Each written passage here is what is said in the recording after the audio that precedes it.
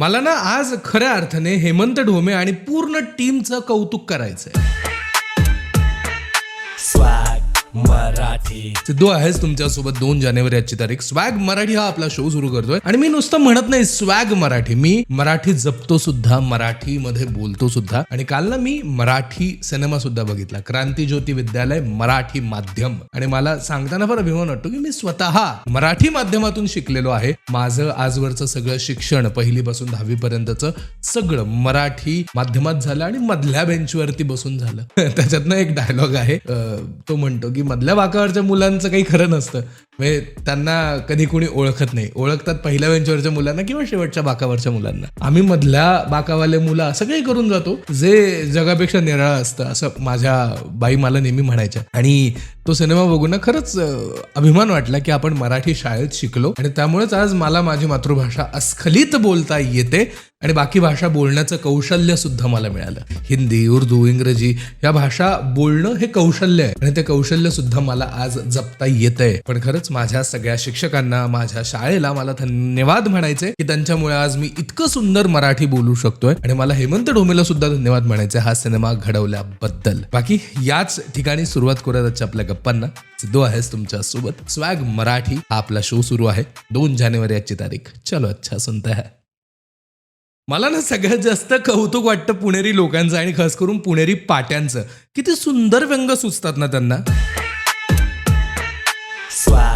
मराठी सिद्धू आहेस तुमच्या सोबत. स्वॅग मराठी हा आपला शो सुरू आहे. एक पुणेरी पाटी मी वाचली की बायको हुशार आणि सुंदर असावी असं प्रत्येकाला वाटतं. बायको हुशार आणि सुंदर असावी असं प्रत्येकाला वाटतं, पण 2 लग्न करणं हा गुन्हा आहे.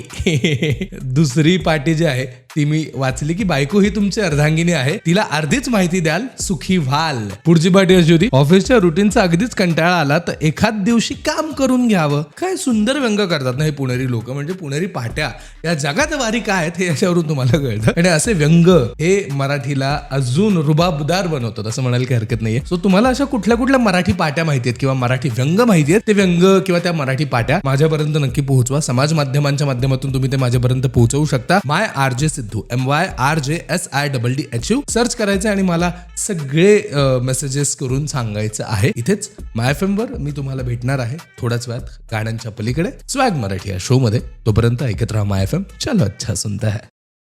पुस्तक वाचताना या गोष्टी का होतात हा माझ्या समोरचा एक सगळ्यात मोठा आणि महत्वाचा प्रश्न आहे बरं का. स्वॅग मराठी हा आपला शो सुरू आहे आणि मी जेव्हाही पुलं वाचतो ना, मला बऱ्याचदा पुलं वाचताना ती नंदा प्रधान जेव्हा मी वाचतो तेव्हा रडू येतं. रावसाहेब जेव्हा मी वाचतो तेव्हा आपल्याला हसू येतं. का चितळ्यांच्या गोष्टी वाचताना आपल्याला ती चितळ्यांची चप्पल दिसते. नारायण धारपांच्या कथा वाचताना का आपल्याला त्या गूढ रचनेकडे जावंसं वाटतं. रत्नाकर मतकरींच्या कथा वाचताना एक रहस्य आपल्याला उलगडावंसं वाटतं. या सगळ्या गोष्टी का? मराठी साहित्य इतकं प्रगल्भ काय?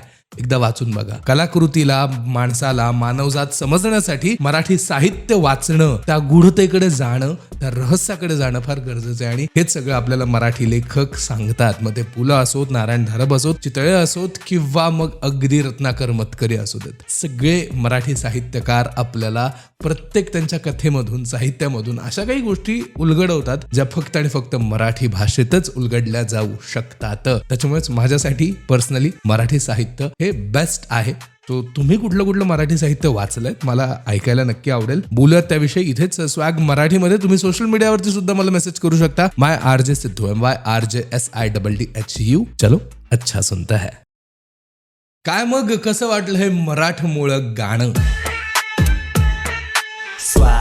मराठी माय FM ऐकताय तुम्ही आणि मराठमोळ्या गाण्यांसोबत मराठमोळ्या गप्पा सुरू आहेत आपल्या स्वॅग मराठीमध्ये. बघता बघता 1 वाजत आलाय दुपारचा. काल ना मी माझ्या रागावरती फार कंट्रोल केलं. का माहितीये, मी ना एका ठिकाणी गेलो होतो बाहेर. तिथे एक जण म्हणे की आपण 1:30 वाजता भेटूत किंवा 2:30 वाजता भेटूत. मी खरंच सांगतो, तळपायच्या आग मस्तकात जाते ना तशी अवस्था झाली होती माझी. अरे 1:30 नसतं रे, ते 1:30 असतं, 1:30 आणि 2:30 नसतं, 2:30 असं म्हणतात. जर मला पुन्हा कुणी 1:30 किंवा 2:30 म्हणताना दिसलं ना, मला खरंच खरंच सांगतो मला पुन्हा ते तळपायच्या आग मस्तकात जाते तसं फील होईल. कारण नाही म्हणजे मराठी वेळेसोबत मराठी गोष्टींसोबत छेडछाड केली ना की कुठेतरी गोष्ट मनाला भिडून जाते.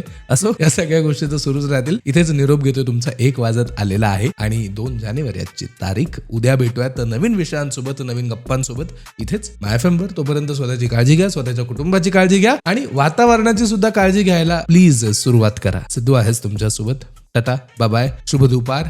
चलो अच्छा सुनता है.